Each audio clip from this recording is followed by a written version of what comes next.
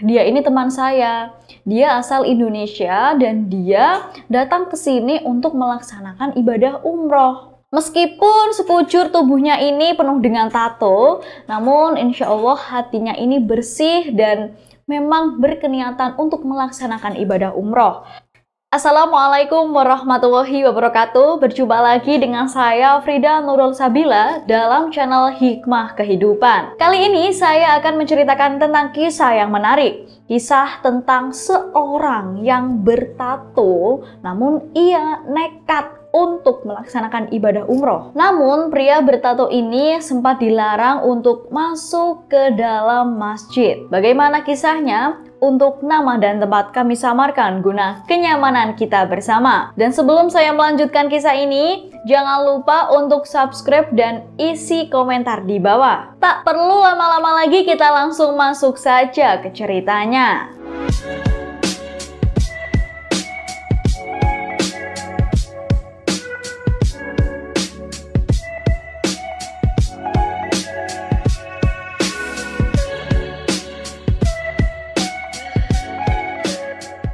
Ada kisah dari jamaah umroh yang kita sebut saja bernama Pak Waidi. Pak Waidi ini sudah berumur 37 tahun. Pak Waidi ini melaksanakan ibadah umroh beserta dengan istrinya. Pak Waidi ini beserta dengan istrinya ketika sudah sampai di Madinah selama 9 hari, Pak Waidi ini melaksanakan ibadah arba'in. Dan selanjutnya Pak Waidi beserta rombongan jamaah umroh lainnya dikondisikan untuk berangkat ke Mekah agar melaksanakan ibadah umroh dan mengambil mikot di Masjid Bir. Dan begitu sampai di Masjid Bir Ali, tiba-tiba Pak Waidi ini dilarang masuk oleh petugas dari Masjid Bir Ali tersebut. Dan petugasnya ini mengucapkan dengan kalimat bahasa Arab bahwa Pak Waidi ini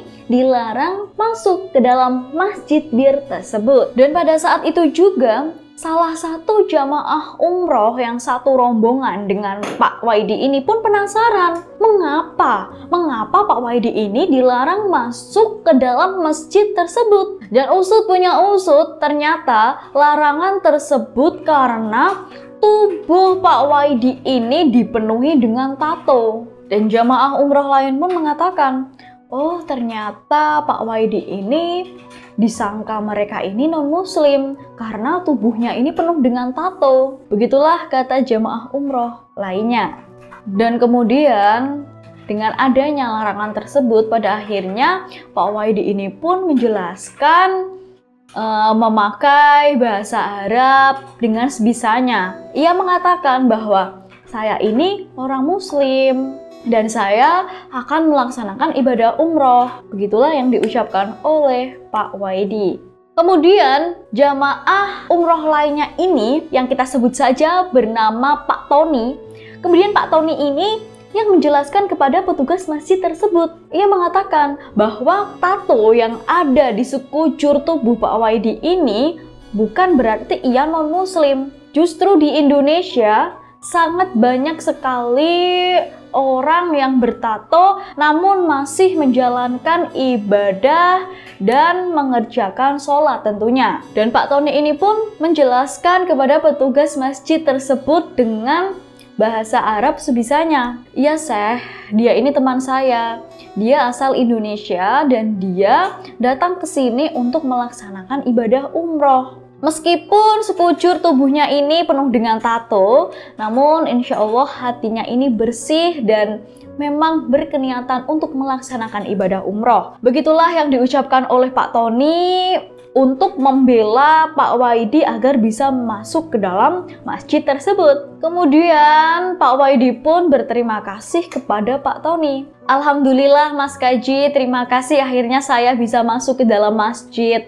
Begitulah yang diucapkan oleh Pak Waidi. Dan kejadian itu tidak terjadi sekali saja. Bahkan ketika Pak Waidi ini mengenakan kain ihram, pasti ditolak. Tidak hanya di Masjid Bir Ali saja, namun di tempat lainnya juga, seperti Masjidil Haram, Ji'rona, dan Tan'im. Kemudian Pak Waidi ini pun tetap terus berucap terima kasih kepada temannya itu yang bernama Pak Tony. Saya sangat terima kasih kepadamu Pak Tony.